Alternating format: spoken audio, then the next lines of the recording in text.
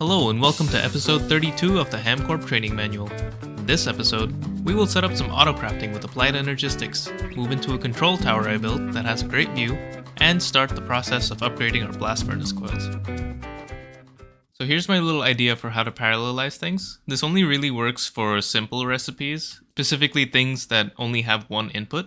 If you have multiple inputs, this is not going to work quite as well. But basically what I have here is I have the aluminum plate recipe being sent into this chest. From this chest, I extract the aluminum ingots and round robin them into multiple bending machines.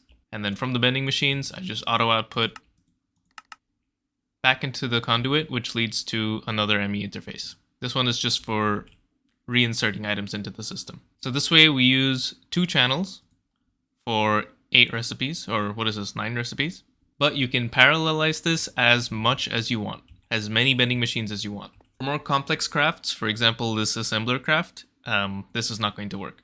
For those, I would just overclock the machines or just make a separate machine, a second machine with a second ME interface.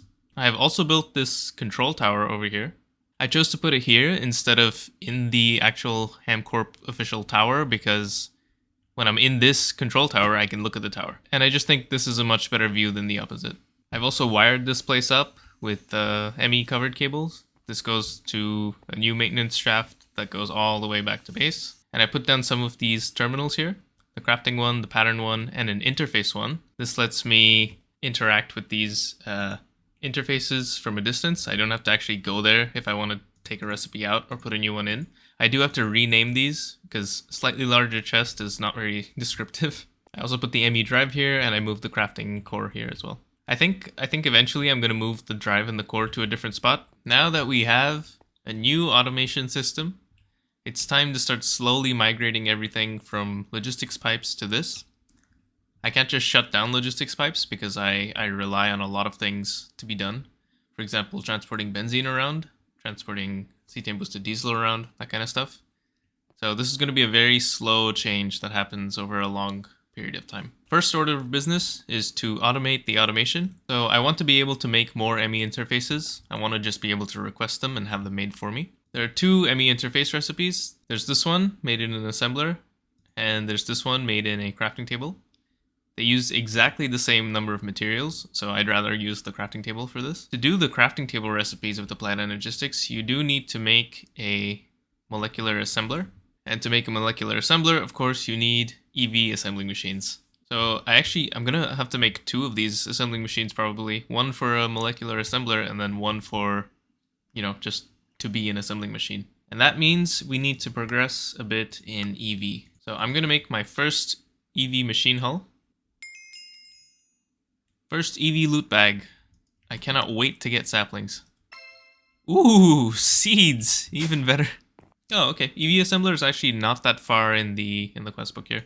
So I just need to make a couple of these parts.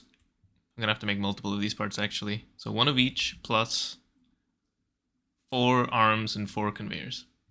Okay. So nearly done. This used most of my remaining titanium. I'm pretty much out. I do have enough to make 1 more ME interface on top of this stuff.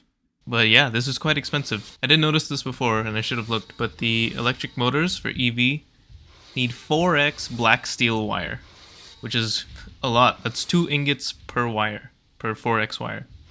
Also needs magnetic neodymium, so get to blasting. Wow, so to make the molecular assembler, I need 4 titanium plates. Great.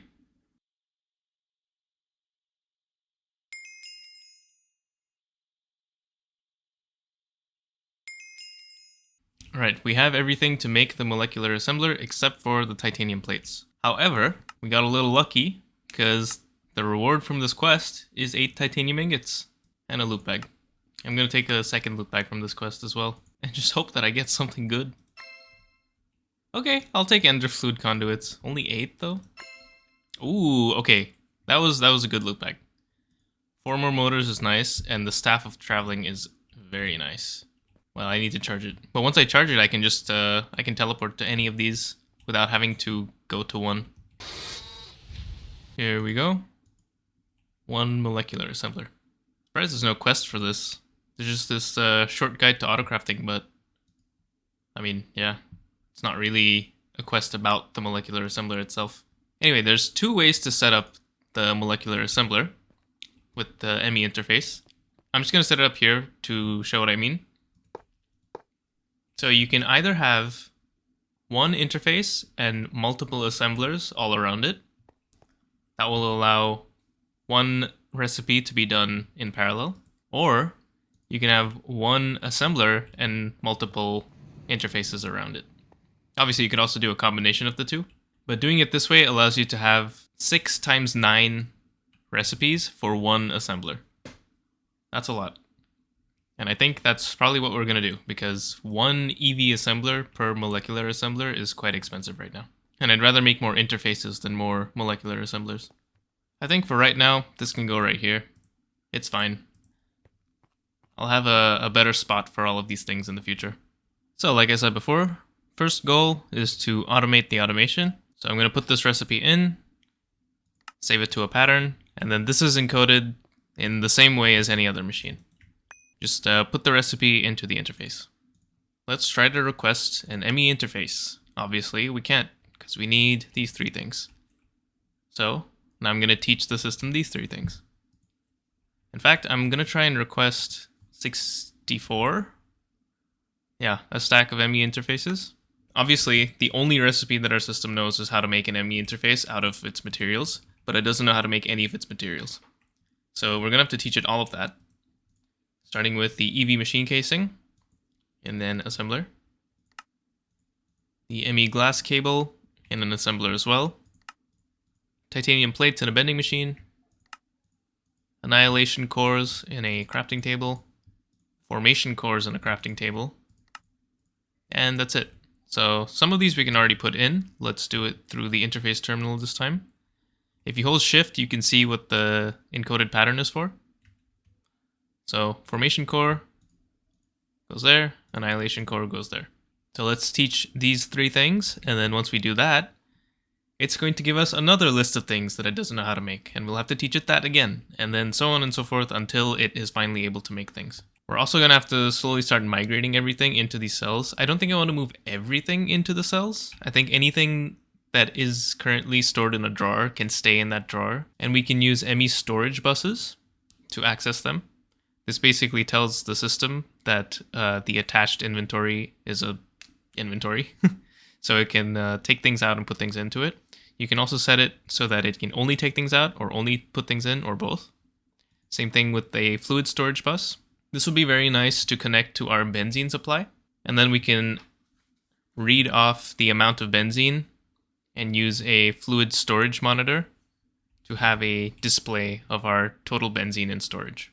And if we see that over time it's going down, then we know that we're over our limit on the applied energistic system. And then once we can at least craft some ME interfaces on demand, we can switch to focusing on progression again.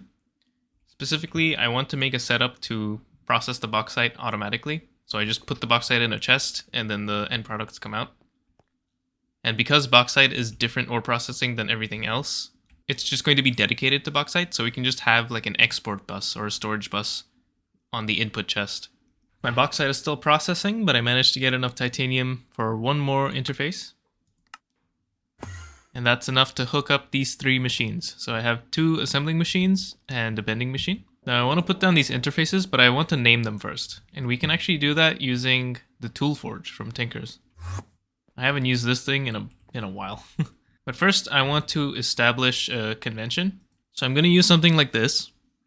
So I'm going to have the machine name underscore the voltage tier underscore program circuit number underscore anything else, like coils for blast furnace, or if there's a fluid being stocked in a specific machine, then I'll list the fluid there, that kind of thing. So for example, the bending machine is going to be bending underscore HV underscore 1 because it's an HV bending machine with program circuit 1. We have a assembling machine with program circuit 8 at HV, and then we also have one without a program circuit, which I'm going to say is equivalent to program circuit 0. So now I'm going to place these. Don't forget to turn on item auto output and also to allow input from output side. I talked that whole thing about parallelizing bending machines and other simple machines, but I don't need that just yet, so I'm not going to do it. So now we can put these recipes in. Actually, let's do it from over there so I can show you what it looks like now. So in the interface terminal, now everything is named correctly. Assembler, or assembling HV0, assembling HV8, bending HV1. And now it's very easy to put things in. I can request more. There's a lot of this kind of programming I need to do. So I'm going to move some machines, make more machines as I need them. Probably when I'm back, there's going to be pretty significant changes around the Autocrafting area. Quick little change I forgot to do. I forgot to turn these into batch recipes. It seems expensive now, but I know that I'm going to appreciate this in the future. Just quickly making the EV chemical bath. I also made a transformer so I can actually power this thing.